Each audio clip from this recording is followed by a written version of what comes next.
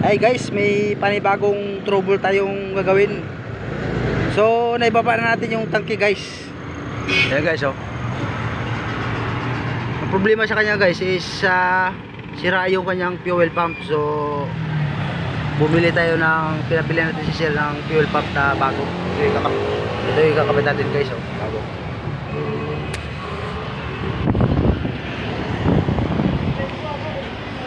Isuzu D-Max. So, bago namin naibaba yung tangke guys, binaba muna namin yung kanyang propeller kasi sa kapal guys eh.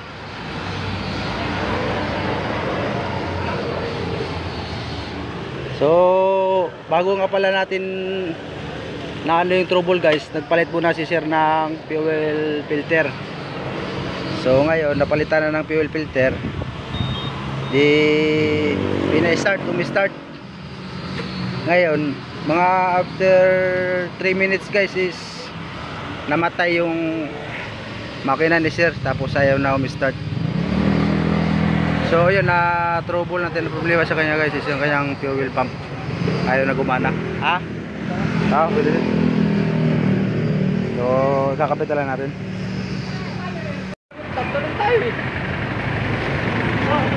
So ayun guys, nakapitan natin yung bagong fuel pump motor assembly.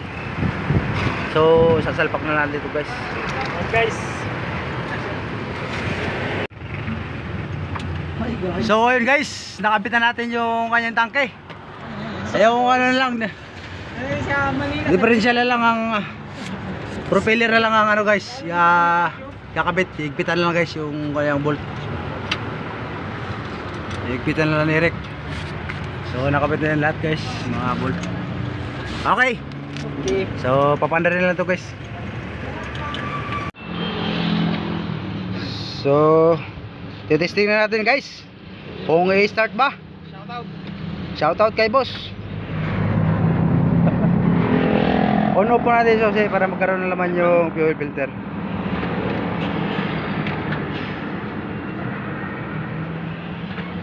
Ayaw pa rin. On ulit. Step tayo ng maganda. Off. On. Neutral. Start.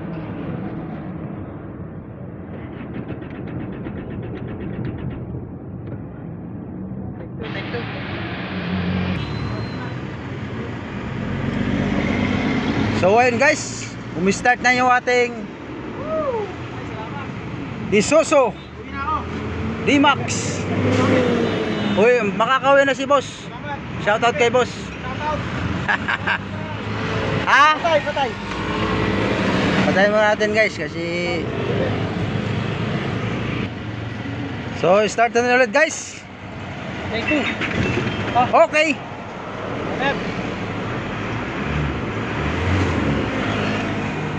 Game is over. Buhay na siya. Buhay, karoon ng buhay. After So talagang fuel pump lang ang problema guys. Isuzu D-Max.